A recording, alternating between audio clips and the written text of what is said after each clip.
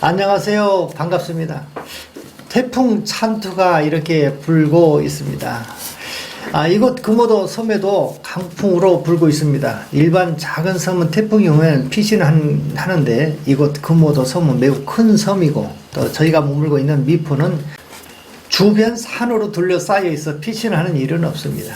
그런데 강한 태풍이 일어나면 배가 뜨지 않으니 교통수단이 마비됩니다. 인터넷으로 주문한 이 상품들은 태풍이 끝날 때까지 같이 묶여서 배송되지 않습니다. 그런데 이것도 새로운 경험이고 또 익숙해져야 할 친구에게 인생에 같이 묻혀서 가야 합니다. 태풍이 오니 낚시를 가지 못하니 또한 책상에 앉는 시간이 좀 많아졌습니다. 공부는 안 하고 매일같이 놀러만 다니니까 하나님이 공부하라고 태풍을 허락하지 않았나 또한 감사하고 있습니다. 오늘은 모든 것이 다 존귀합니다 라는 제목으로 한번 생각해 보고자 하는 것입니다. 우리가 살아가면서 사고의 틀이 넓어지는 것은 하나님의 창조 세계를 보고 오늘의 삶의 장을 대입하면 깊고 심오한 것들을 발견하게 됩니다. 해와 달과 별 그리고 하늘과 땅 그리고 이 모든 피조 세계를 하나님이 다 만드셨어요. 그 다음에 사람에게 이르시되 이 모든 것을 내가 이름을 짓고 모든 것을 다스리라 말씀합니다. 그러니 사람은 피조 세계 가운데서 가장 으뜸이 되는 만물의 영장이 된 것입니다. 모든 역사의 주관자처럼 문화와 문명을 이끌어왔는데 과연 사람이 만들었다는 것이 믿어지지 않을 만큼의 대단한 역사를 만들어내고 있습니다. 이제는 AI 인공지능은 사람의 지능을 능가한 지 오래되었습니다. 또한 사자는 힘이 세지만 사람에게는 안 됩니다. 코끼리는 덩치가 크지만 사람에게 다스림을 받습니다. 두터운 옷을 입고 그 큰 입을 자랑하는 악어도 사람에게는 안 됩니다. 이렇듯 하나님은 사람을 강한 존재로 만드셨습니다. 이렇듯 하나님은 사람을 모든 만물의 영장으로 만들어 주셨습니다. 또한 피조세계 가운데 또한 가장 유약한 존재가 바로 사람이기도 합니다. 다른 동물에 찾아볼 수 없는 것들이 있는데 슬픔, 아픔, 고통, 시련, 분냄, 서러움 이런 것들이 사람의 깊은 삶 가운데 찾아오기 시작하면 눈물을 흘리기 시작하는데 오직 사람에게만 있는 유일한 것입니다. 강한 것 같은데도 사고와 질병이 찾아오면 그저없이 나약해지고 특히 요즘 같으면 의욕이나 열정으로 해결되지 않는 코로나 시대에 찾아오는 경제적 위기는 건강한 사람도 고개를 떨구게 하는 연약한 존재로 만들고 있습니다. 이렇듯 사람에게는 강함과 유약함이 이 둘이 함께 공존하고 있는 것입니다. 어느 날 풍선을 불어서 바람에 날리고 되는데 떼굴떼굴 굴러가는 풍선은 이곳저곳 더러운 때를 묻히고 이돌 저돌 부딪히면서 상처를 입고 마침내 바위 틈 사이에 끼게 되었는데 그만 쉽게 빠져나오지 못하게 된 겁니다. 밖에서 꽉 쥐면 더 반대편에서 더 커져서 더 나올 수가 없는 거예요. 손을 깊이 집어넣어서 그쪽을 꽉 누르면 그때에 끼어 있는 것을 쉽게 이렇게 풍선을 빼낼 수 있었습니다. 아하, 사람이 마치 풍선과도 같구나. 꽉 쥐면 아픔과 고통이 있겠지만 다른 한편에는 불꽃 솟아나 있는 그 부분에는 위로와 만족이 있는 거구나. 사도 바울은 이렇게 표현을 했습니다. 고린도후서 12장 7절에 여러 계시를 받은 것이 지극히 크므로 너무 자고하지 않게 하시려고 내 육체에 가시 곧 사단의 사자를 주셨으니 이는 나를 쳐서 너무 자고하지 않게 하려 하심이니라. 너무 큰 것과 너무 작은 것을 이야기하고 있습니다. 풍선에 꽉 쥐인 것은 작은 것이요 튀어나오는 것은 큰 것처럼 말입니다. 어느 학자는 바울이 가진 육체 가운데 가시는 간질이었다고 합니다. 간질은 독특한 병입니다. 심하면 살아있는 것과 죽은 것이 교차되는 고통을 수시로 경험합니다. 이뿐만 아니라 육체의 연약함이 여러 면으로 많았기에 내가 굴로는 강하나 육체로는 약함이 있다고 고백을 했습니다. 그렇습니다. 그 어느 누구나 다 우리는 강함과 연약함을 품고 있습니다. 마치 풍선처럼 이곳을 지면 저곳이 불꽃 솟아나고 반대편에서 지면 이곳이 불꽃 솟아나고 참 신기합니다.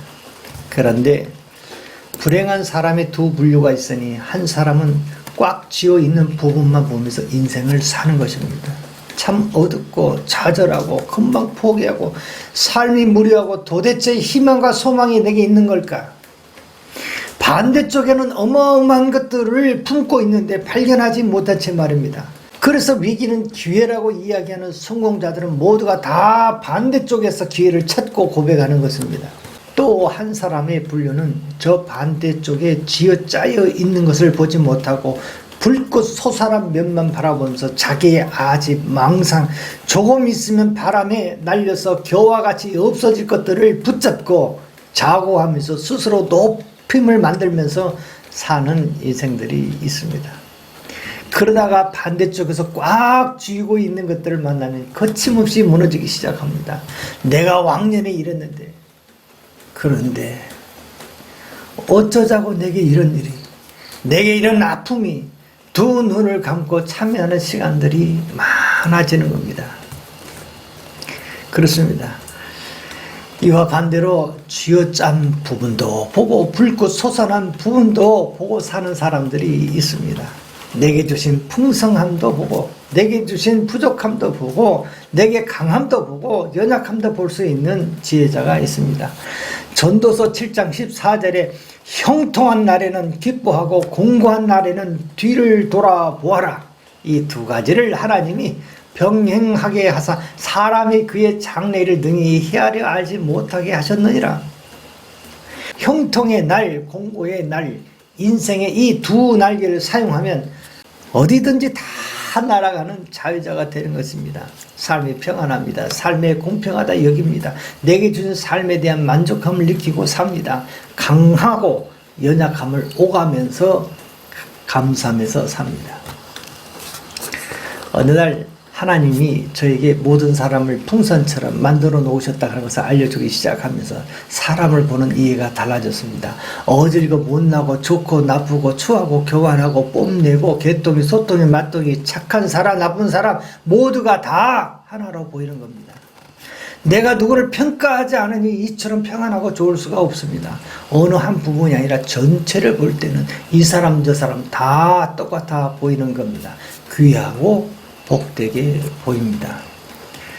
저희 할아버지 집에 머물고 있는 돌쇠와 먹새라고 하는 하인 둘이 있었습니다. 그런데 이 둘이 매일같이 밥만 먹으면 싸웁니다. 어느 날 돌쇠가 할아버지께 와서 먹새에 대한 송사를 합니다. 어르신 그놈은 아주 나쁜 놈입니다. 먹기를 얼마나 처먹는지 욕심도 많고 그래서 한바탕 했습니다.